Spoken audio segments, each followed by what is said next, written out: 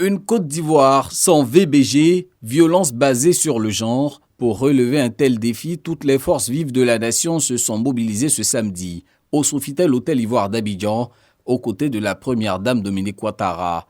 Sous le regard de l'épouse du chef de l'État, des présidents d'institutions, leaders religieux, de la société civile et du secteur privé signent pour marquer leur engagement à éliminer toutes les formes de VBG.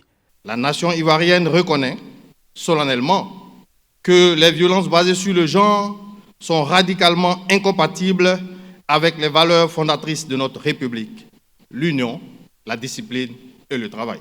À compter de ce samedi 13 juin 2026, nous, signataires du présent engagement national, proclamons une tolérance zéro, absolue et sans équivoque aux violences basées sur le genre sur tout le territoire national.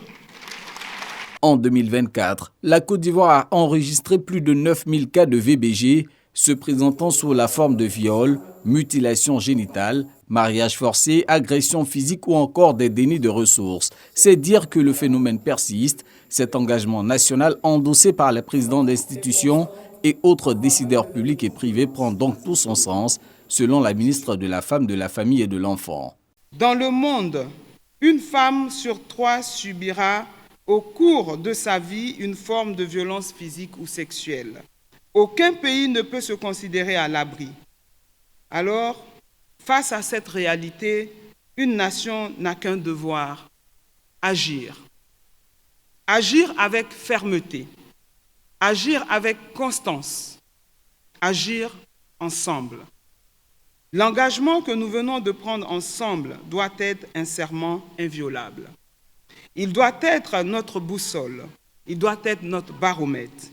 Un baromètre qui bénéficie de la caution morale de la première dame de Côte d'Ivoire, fondatrice de la Maison des femmes d'Adiaké, centre dédié à la prise en charge des victimes de VBG. Dominique Ouattara loue le bien fondé de cet engagement national.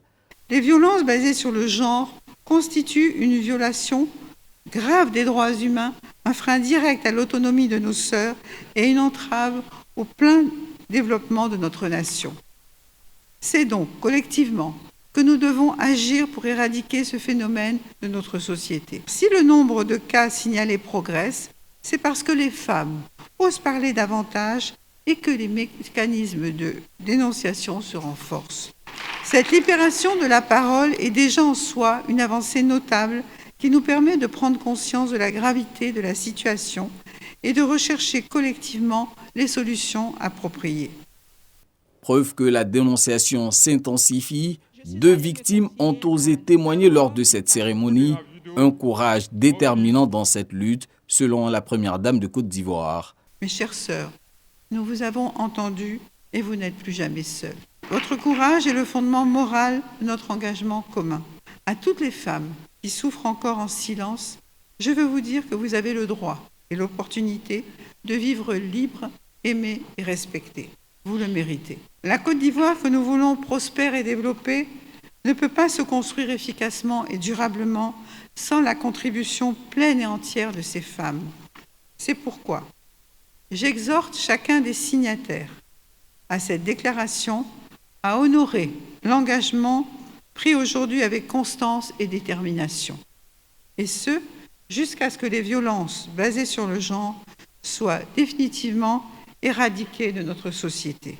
Cette mobilisation des forces vives à travers cet engagement national vient renforcer le dispositif législatif et institutionnel de lutte, dispositif caractérisé par une loi d'interdiction des VBG survenue en décembre 2021, la mise en place d'un numéro vert, le 1308, 2 centres d'écoute dans les commissariats de police et les brigades de gendarmerie pour dénoncer les auteurs de telles pratiques.